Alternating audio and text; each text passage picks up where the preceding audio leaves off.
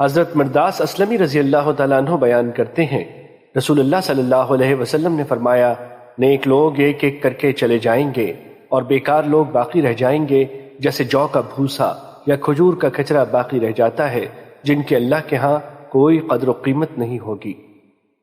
مشکات المصابیح حدیث نمبر 5362۔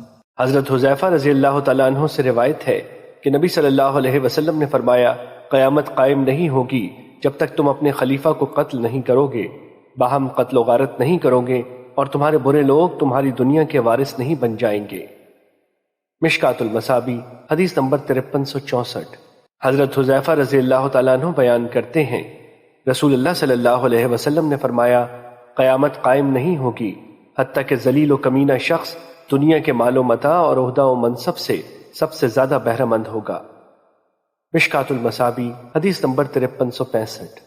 حضرت ثوبان رضی اللہ تعالیٰ عنہ بیان کرتے ہیں، رسول اللہ صلی اللہ علیہ وسلم نے فرمایا، قریب ہے کہ گمراہ قومیں تمہارے خلاف لڑنے کے لیے دوسری قوموں کو بلائیں، جس طرح کھانے والے کھانے کے برتن کی طرف ایک دوسرے کو بلاتے ہیں۔ کسی نے عرض کیا، اس روز ہماری تعداد کم ہونے کی وجہ سے ایسے ہوگا؟ آپ صلی اللہ علیہ وسلم نے فرمایا، نہیں، بلکہ اس روز تم زیادہ ہوگے، لیکن تم سیلاب کے جھاگ کی طرح ہوگے۔ اللہ تمہارے دشمنوں کے دلوں سے تمہاری ہیبت نکال دے گا اور تمہارے دل میں وہن ڈال دے گا۔ کسی نے عرض کیا، اللہ کے رسول، وہن کیا ہے؟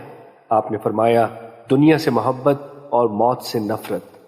مشکات المصابیح حدیث نمبر 5369۔